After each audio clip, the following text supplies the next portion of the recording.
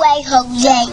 Red I got you. Come subscribe, like. Come subscribe, like. Come subscribe, like. Come subscribe. No way.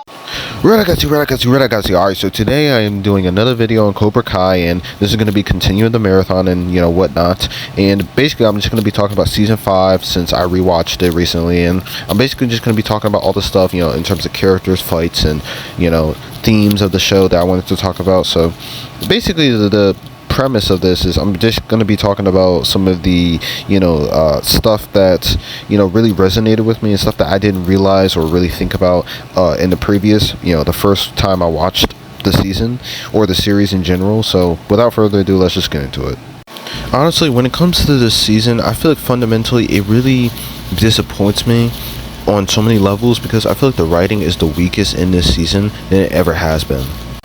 When it comes to the characters, the story, the fights, the cinematography to some extent, the effects, I feel like everything is worse in this. The acting to some extent, I feel like everything to a certain extent is just worse, and it just frustrates me because this season could have been one of the best seasons, and it has some of the best moments. I'm not gonna lie, I can't say this season is just completely bad, but it's definitely the weakest. Like, I mean, I guess you could say Season 6 is, because I have more issues with Season 6, but in terms of, like, overall, like, a fully finished season, this is definitely the worst, and it frustrates me, because it didn't have to be, but honestly, it's like, when it comes to, like, for example, Miguel and Robbie, I feel like their rivalry is probably the weakest in this season than in all the rest.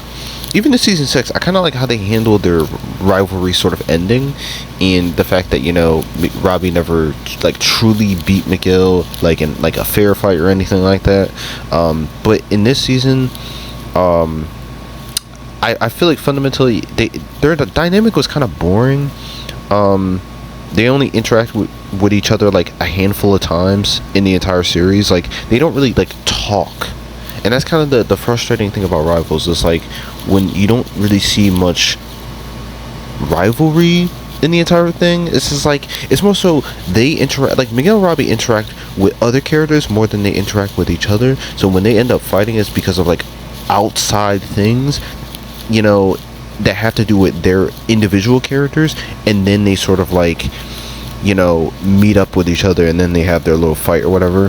And I don't know, that kind of frustrates me. And obviously I do still love the rivalry because of the interesting dynamics that they have with those other characters. Like, for example, their rivalry because of Sam, how they extend, because that's kind of how it started, is Sam and Robbie were like flirting and stuff like that, and again they were, so I'm just address that. In Season 1, they were sort of like going down the hill and all that other stuff. Like, I already mentioned that in the other videos. So Miguel got jealous, and Sam broke up with him, or he broke up with Sam, whatever, right, the case may be. He accidentally hit her, again, an accident, and she took it the wrong way, and Robbie was about to throw hands, they didn't, and then the All Valley happened. Miguel won, Robbie was sad, and then the rivalry continued. Miguel got his back broken, because he fell because Robbie kicked him off the balcony, and it's just like, I feel like they never really had a conversation about any of those events that actually occurred. It's more so just like they talk to other characters about it, and briefly yell at each other. But it's like, in this season, it's kind of the same thing, and I feel like it's not really fleshed out as much as I would like, because with Miguel, it's like, even with the Mexico arc, it's not really like done properly, because we don't really get to see any Miguel in any actual danger, and Robbie's just brung there, even though he literally is a rival to Miguel. And if those two meet up and see each other, they're gonna start fighting again. And I feel like Johnny he should know that, but for some reason he's bringing Robbie there anyway, because he thinks because Cobra Kai is done, that, or Robbie's done with Cobra Kai, that he's just gonna be friends with Miguel now. Like, no, that's not how it works. When it comes to the actual fight, I will say that the choreography and the cinematography and just the emotion and the music, it all worked just phenomenally. Is phenomenally a word? It works just very well. It was really good. It was amazing. It was spectacular. All the words in the book. But like at the end of the day, I do feel like their rivalry kind of ended abruptly and it was kind of rushed. Actually, it was very rushed because when I look at season 6 and I look at Sam and Tori and how their rivalry ended, I feel like it should have went something like that to where they actually had a full-on conversation about everything that happened, scene for scene. Like in the beginning, when Miguel broke up with Sam and he accidentally hit her, to the point where they are now. Obviously, that didn't happen, but am I like too upset? I guess no, because I do like Miguel and Sam still being friends. But I feel like in season 6, it should have been like talked about to some extent. Like maybe they could have talked over some of the stuff that happened, and it could have been salvaged, but in a vacuum I guess it's not terrible. And when it comes to Miguel and Robbie's like rivalry and what they were fighting over to begin with, I feel like the kicking over, Robbie kicking Miguel off the railing was probably like the number one thing that was an issue. When it comes to Sam, I mean, Miguel already won when it comes to that. He already, like, Sam actually is in love with Miguel, not Robbie. Robbie is with Tory, so it doesn't really matter when it comes to that. When it comes to the whole dad thing, and I mean, Robbie's making amends with his dad. Johnny's actually making amends for all the stuff that he did, like abandoning him and not seeing him in juvie and stuff like that. So it's like they're fine on that part. So it really was just about him almost dying and getting kicked off the railing. So I'm glad that they did address that. They let Miguel have his moments, and now they're friends now. Now, this may sound some type of way, but I fundamentally think that the show is more interesting when these characters are fighting. I just feel like the development into them being friends should still be fluent and make sense, and just not be rushed at the end of the day. Just because, well, we need to have these characters develop, so let's just put some dialogue in there, just make them make up, kiss and make up. It's like, no, I don't want that, and it kind of cheapens the rivalry to some extent. Now, if I wanted to talk about something I actually do like, I mean, I do fundamentally like Chosen throughout the whole season, and I like how he has ties to, like, his background. He has ties to Terry Silver and Kreese to some extent, in terms of like how, like, where they trained for karate. They trained all the way in like Okinawa, I think it was, or Korea or something like that. No, it was Japan or Korea. I forget. It was Okinawa, right? So they trained with the Terry's old sensei. And it was I forget her name. Kim, that's right. So her and the Fist, the group that is basically the senseis of Cobra Kai, the South Korean ones. So they basically are the ones who are a new addition to the show. And I like how Kim actually had some interactions with Tory, and she kind of pushed her to her limit, and made her like very stressed out about basically sacrificing all of her time with Robbie, her boyfriend, and actually making amends with Sam, and just having a normal life, being with her mother, spending time with her, and she even is stressed out with taking care of her mother to begin with, and making sure her little brother's okay. I really do also wish, and this is another disappointing aspect of the entire show, is we never really get that much time with her family, like her mother or her little brother. Like we don't really see enough of like Tori's perspective of life. Obviously we know what happens with her, but like we never get any actual like development of like we don't even know what the little brother's favorite color is, or like what he does on a daily basis. We don't know how he gets to school. Maybe he takes the bus or something like that, but like how does he get back home? Does Tori have like, I don't know, a car or something? Does she like drive him? Like we don't know anything about the situation with like the little brother, or like we don't know anything about the mother, because some people even theorized that it was going to be like Julie or something like that. It's like the fact that people theorize stuff like that proves that we want to know more about these characters, but we just don't. And I feel like it's because the show thinks that that's enough. Like, oh well, we have the Cliff Notes version. Well, she's sick, so Tory feel bad, and Tory have no money, so Tory bad. Tory feel bad, type shit. So it's like I feel like there needs to be more added to the scenario, to the conversation, so that we can sort of talk about these characters and know more about them, see them more as people rather than like plot devices, I feel like, because that's kind of what it feels like. I personally didn't really care about Kim all that much at all, or any of the senseis, even though they were very powerful at the end of the day. But their power doesn't really mean anything because they're not characters. They're just, again, plot devices. When it comes to Tory, though, I really did care for her in this season. I think she was the best that she's ever been.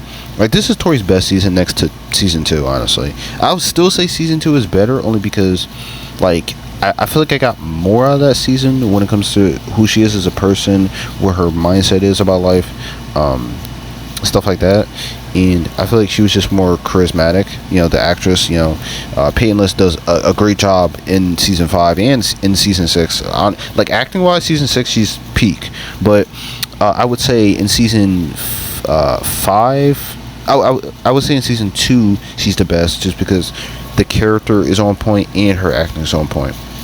When it comes to season 5, it's not significantly weaker. I just think it's weaker because I feel like we don't get enough scenes with just her just chilling around at home, or, you know, just trying to do something that really makes me feel for that family. When it comes to Johnny and Daniel, I will say that I'm glad that they actually are, you know, making up, and they actually are trying to work together in order to stop Silver, because they understand that he's a menace and he needs to be stopped, and they're both, like, actually genuinely trying to, like, you know, stop this rivalry stuff and, you know, focus on what really matters, like trying to train the kids to be strong enough to, you know, handle, you know, threats like the Silver students and stuff like that, because you have people that they actually care about in there, like Tory and Kenny and stuff like that, and, you know, assholes like Kyler, who have always been assholes, so you gotta watch out for him. Especially when, and this is, I kind of want to segue a little bit, I really do not like how they just nerf or, like, mess with the durability or the power level of characters for the sake of certain scenes. Like with Robbie, he gets snuck attacked by Kenny and gets silver bulleted, or he basically, Kenny uses the silver bullet on Kenny, or on Robbie, I can't speak today, and it's very irritating because it's like, the silver bullet is such an overpowered ability to begin with, and that's how Kenny ends up beating Hawk. So I just hate how this season, I feel like the show in general has been very realistic in terms of how it uses certain characters' power levels to match up with their physical prowess, and I feel like Kenny is just not him. He should never be him, and the fact that he's like such a small guy compared to all these dudes who are bigger than him, older than him, smarter than him, and stronger than him, and he's bodying them. I feel like that's an issue. Going back to Johnny and Daniel, though, when it comes to Daniel, I really do like that he had like an arc where he was really stressed out by Silver. He was remembering his past, like having flashbacks, and Silver just really gets into his head because he literally made him turn against Mr. Miyagi, which is, you know, unthinkable in a certain sense, because like you wouldn't think that Daniel would ever like actually do such a thing. Now, to a certain extent, you could argue that it was badly written, and that's why a lot of people didn't like Karate Kid 3, but I do find it interesting. Like, it's kind of an interesting concept of like, what if he actually did, and Terry was able to take advantage of that and, you know, make him a Cobra Kai student, basically take all of his rage, his anger, and just use it against him. And he was using Mike as a way to, he's basically using Mike as a device in order to channel Daniel's rage. So he was using both of them just to mess with Daniel.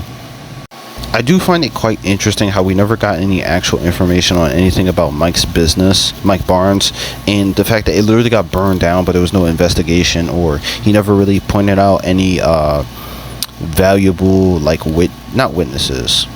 Actually, witnesses would have been very interesting, because you get to see people like question, like, okay, who actually saw what happened, like who walked into the store, you know, burned it down at some point, because it was broad day and somehow no one actually spotted anyone going into the store around the time that it started burning and catching on fire. And it's just kind of like, we never got any information about it the rest of the season. I think around episode like 4 or 5 we got you know, it got revealed that it got burned down, and then it just kind of cut, and then nothing. And then at the end of the season, he comes back and he's all pissed, but it's like, you know, you basically, there would be an investigation for something like that, especially if if your business is very lucrative, a furniture business, and it would be, because furniture can be very expensive. So it's just like there's absolutely nothing. I mean, I can get like if they don't leave footprint, or I guess footprints or like fingerprints, because if they have like gloves or something like that, they're not gonna leave fingerprints everywhere. But like, especially because everything is burned down as well. But like, there's no witnesses at all. It's like broad daylight, and it's just like okay, whatever. I do find it quite interesting how this show handles like rivalries.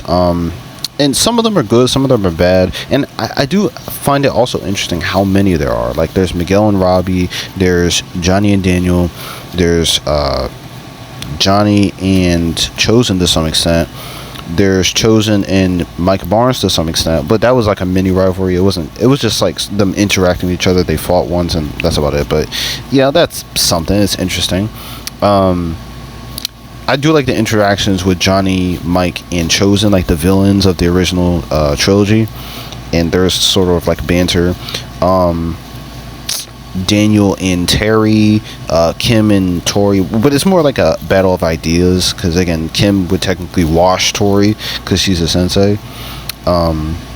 Sam and Tory, obviously. It's just like there's so many rivalries, man. I do like in the end, though, after Daniel has basically given up on trying to defeat Silver, that he actually gets support from Amanda after, being left. And Amanda actually, thinks with her head and her actual brain about, how evil Silver is and how he's basically manipulating their entire family, including her. And it's just like, he's manipulating everyone, because everyone thinks that he's this good guy who's just trying to teach the next generation on how to be strong and learn karate and stuff like that so they can defend themselves. But it's not about that at all. It's about just being basically a dictator and taking over the freaking world, basically, essentially.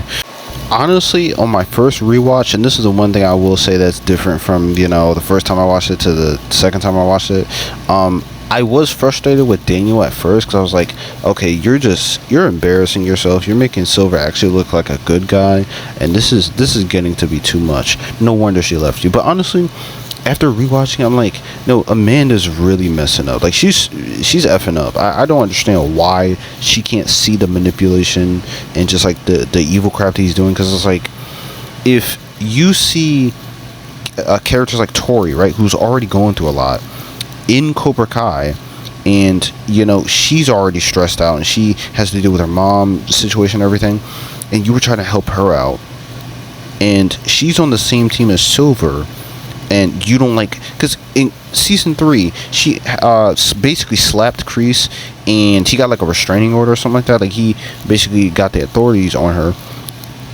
for something so minor as like a slap. And you already know, she already knows how evil Kreese is. So the fact that he's working with Silver, and like Tory is in that group, in the dojo, training by him and by Kreese, it's like, how do you not understand that is a bad thing? And it's not only that, I feel like Amanda never gets a scene with Tory ever again after season 4, and it's just like, I feel like that's fundamentally an issue, or at least not an important, like, anything prominent like we got in season 4. Also, I feel like fundamentally there's an issue with Robbie not really getting enough respect from Daniel, only because, like, in the previous couple of seasons, I feel like Daniel just really treated Robbie badly, especially in seasons 1 and 2. In season 3, he tried to help him with the juvie thing, but it kind of backfired and fell back in his face. And he got the opposite effect from what he probably thought he was going to get.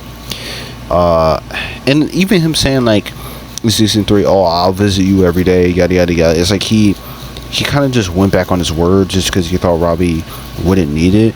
But it's like, I feel like he didn't put in enough effort in that season. And that's why he ended up joining Cobra Kai to begin with. And he ended up joining with Tory, who's already corrupted as well. And again, Amanda tried to, talk to her, help her out. And I guess, if I really think about it, Amanda talking to Tory is sort of a parallel to Daniel talking to Robbie, because they tried to talk to the people who were corrupted by Cobra Kai. But I feel like there wasn't enough of that in terms of reconciliation in this season. It was more so like Robbie talking to Daniel, trying to, help him after he basically gave up on trying to defeat Silver. I feel like Anthony LaRusso is a very interesting character because it's like he frustrates me only because like he reminds me of like a younger a younger Johnny, all the way in Karate Kid 1. And it's like I can't sympathize with this character, and I can't root for them in the future. Like I really don't want him to succeed with like anything, to get the girl or to defeat Kenny at any point ever, because it's just like he literally is raised by Daniel, who was bullied and had to deal with that for a long time, was almost killed multiple times, beaten the hell out of, and for you to basically become Johnny is a slap in the face to Daniel LaRusso, genuinely. And it kind of makes me think, Daniel, like how is he teaching his kids, or like how is he raising them? I mean, even when you see Sam and her cheating on her partners and her disrespecting Tory, accusing her of stealing and all this other stuff, like this stuff that Sam does and the person that she is makes me question Daniel by itself. But Anthony is just like, it's even worse, like genuinely. And I need to make a video critiquing Daniel as a character, because like he's one of those characters that really frustrates me when he does stuff. And honestly, it's not even like with the whole franchise that I feel this way. It's mainly with Cobra Kai. Like with the original trilogy, I think he's amazing. He's good. Like, he's relatable and stuff like that. I feel like with Cobra Kai, because they try to add nuance into the show, they kind of ruin him, and they basically make him like an unlikable character. I have to be honest. I also must rephrase myself when I say they added nuance, so therefore it's bad. I'm not saying the nuance is what ruins a show or ruins this character like Daniel in the series. It's more so like they make him do really ridiculous things or lash out. Like in season 6, he literally punched Johnny. He struck first, which is literally against his entire way of karate and his mindset about the world, which kind of shows like he's obviously frustrated. He's always been a hothead, but doing something like that is like when Johnny's actually trying to help Tory do something like so serious as like a parent passing away. It's just like that frustrates me. Stuff like that is like, that bugs the hell out of me, like beyond just, oh, this character's annoying. It's like, no, you're just a bad person. I feel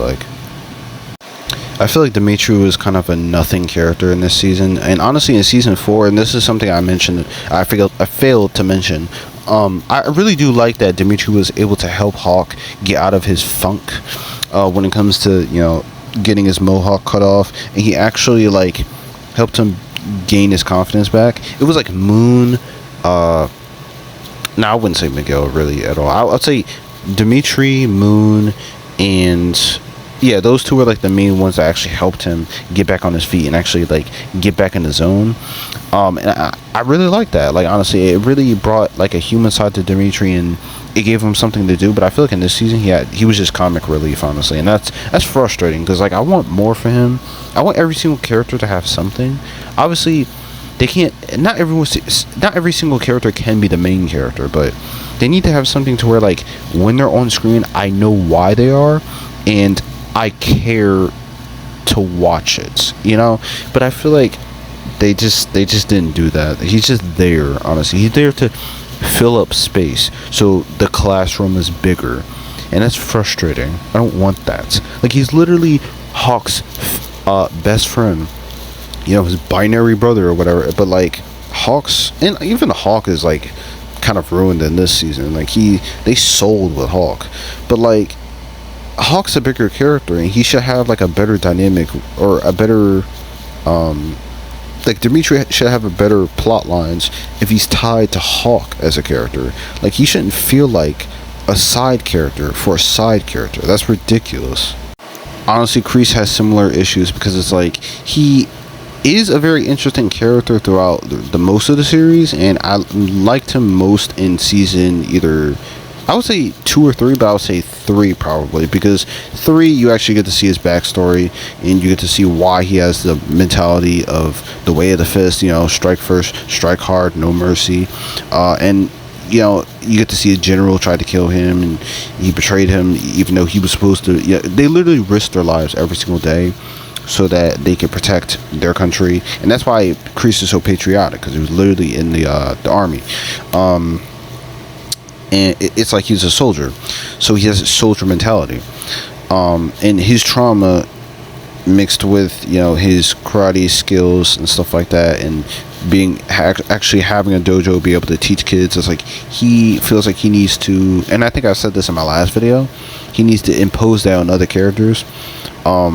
But in this season, it was kind of wishy-washy, because he was going to help Tory, but then he kind of pulled back and basically said Tory should just give up on him or something like that. And, you know, it does show that he genuinely does care about Tory, but at the same time, like, not helping her with the whole Cobra Kai situation is just, I don't know, it's just strange to me.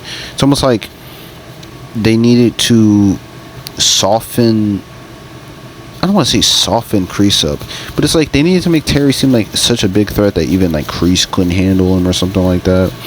But it's like, it's just, I don't know, it's strange to me. Like, why wouldn't Kreese help Tory out to defeat Silver? Like, he would have a rage in him. He would be angry with what Silver has done. And I don't even want to hear, well, he was trying to protect her. It's like, no, like, protecting her is you would be protecting her by helping her. And, you know, you can get like whoever else to help you, like Robbie or whatever, but like, I don't know, it's Kreese in general just feels very wishy-washy. Like, he's just kind of all over the place. I thought it was going somewhere at first, like especially when he was talking to the therapist, and you know, they showed like the therapist basically turning into like younger Johnny, and he was kind of going back into his past and remembering, like, you know, basically what he's fighting for, and, you know, why he is the way he is, you know, trying to mentally just forgive himself for all the stuff that he's done. But I feel like all of it in the end was for nothing, because it was just a ploy so they can escape from jail.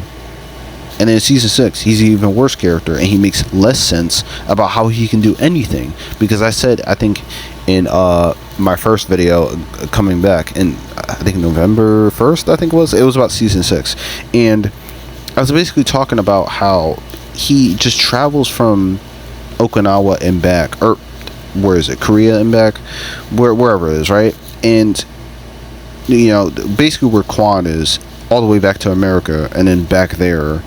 And it's just like, because he was trying to manipulate Tory, and then he came back, and it's just like, I just, to sum it up, I really don't understand what they did with Kreese in general in seasons 5 and 6. It's really ridiculous. It's ridiculous.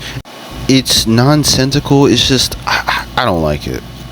When it comes to the actual fights, I feel like they became very cartoonish in this season. Like, when it comes to Johnny, he basically like gets like this uber power up once he, you know, sees like the baby pictures and they fall on the ground, and he gets like this like rage amp, like some sort of like, it's damn near a superpower, honestly. Like, stuff like that. Again, this show is sort of like it's like hyper reality kind of, I don't even know how else to put it, but like, it's supposed to be somewhat realistic. Like, it's just a show about, you know, characters with karate and stuff like that, and, you know, they have real world like lives. Like, there's a real world element to it, and there's drama and stuff like that. Like, they're regular people, so the fact that he gets like a superpower, it's very irritating. And when characters get rage amps, like with Hawk and stuff like that, it's like, it's normal. It's like, it's just them, like, when they're more focused. But it just makes Johnny very overpowered, because he could just defeat multiple senseis at once, and just, you know, he ended up losing, but I feel like he shouldn't be able to do that to begin with. When it comes to Daniel, there's nothing really like wrong with Daniel scaling, because he's below Terry, and honestly, I don't care what anyone says. He beat a Terry Silver when he was injured. Peak Terry, like peak, just like overpowered Terry, who defeated Johnny as well, would not lose to Daniel. So I don't know what to tell you. And honestly, I don't even know why people think that Johnny beats Silver as well, because like, he literally, maybe because, you know, he defeated multiple senseis at once, which you could argue he would defeat a healthy Terry or something like that, or Terry when he was injured. I don't know, but I think that's ridiculous because Terry or Johnny shouldn't have been able to do that to begin with, which kind of shows like, sure, maybe technically he could fare well against Terry if he was in that state, but that him being in that like drunken sort of like rage amp state, I feel like it's just strange that he was able to do that well, like to perform that well against like multiple senseis at once, when before, when he was with Chosen, he struggled against one. It's just like okay, like that scaling is kind of ridiculous. Sometimes the show, again, even with the Kenny versus Hawk thing, I think the scaling is just really dumb, and it's just certain characters get plot armor for the sake of the plot so that they can progress the story. And like with the Miguel and Robbie fight, I don't feel like it's just for plot armor. Miguel won because he always wins against Robbie. Like if there's no plot armor on both sides, if it's just like a straight up fight, no cheating, no nothing, Miguel wins every time. Like, and you could say they're equals, but the show is evidence of that. Robbie kicked him off the railing when after Miguel won, and he spared him. Miguel wasn't paying attention, but like that doesn't mean anything. He already won. In season 1, Robbie was stronger because he was whooping Miguel's ass before he got his arm re-injured. So yeah, Miguel cheated. Robbie's technically stronger. In season 3, Miguel was, his back was broken. He got kicked off the railing, so he's weaker. And I don't want to hear. Some people think that he's on the same level as Robbie and stuff like that. It's like it's ridiculous. No, he's not. In season 4, it's arguable that it's Robbie or Miguel or Hawk. Like most people think Hawk is number 1. I fundamentally think that. I think he's below Robbie, but not by a lot. It's like extreme difficulty, because Robbie was distracted, and I feel like that is the main thing that makes me think that he's above Hawk. But it's just, yeah, like the scaling for the show is just really wonky. But yeah, that's basically all I have to say about this season as a whole. There's probably more stuff I could mention, but this video is going to be an hour. So comment, subscribe, like. Let me know what you think about season 5 as a whole. Maybe it's your favorite season, who knows. And if it is, let me know why, because I like genuinely want to know why. Like I'm genuinely curious. I don't think it's even close to being my favorite. My favorite is either 1 or 2. 4 would be a close one. Like 4 is probably number 3, because I think actually, yeah, I really have to think about that. I'll probably say 1 or 2. I'm gonna say 2 for now, because overall with this series, it does well to carry on like the legacy characters and actually give them a good storyline to continue their lives and show where they are now, and how they got there, and with Johnny and Daniel, like why they're still beefing and what comes of that. Like the fact that they're sort of creating new rivalries, like Miguel and Robbie and Tory and Sam, and stuff like that. I just like that element to it, but yeah, it's just with the power scaling. The effects are fine, I guess, for the most part, but it's just stuff like that, and some of the character work is bad, especially in this season and in season 6. And don't get me started on Demitri. I'm gonna lay into Demitri on a separate video. Like, my goodness, him, Daniel, Sam, and Tory. I'm gonna lay in. I'm gonna go crazy. So comment, subscribe, like. Look forward to that video, those videos, those 4 specifically. I'm not gonna say when I'm gonna drop them, but I'm gonna drop them. I'm gonna make a bunch of videos every single day until the 15th. So just look out for those. And yeah, again, comment. Actually comment, like, let me know what you guys think, because I genuinely want to have a conversation about this.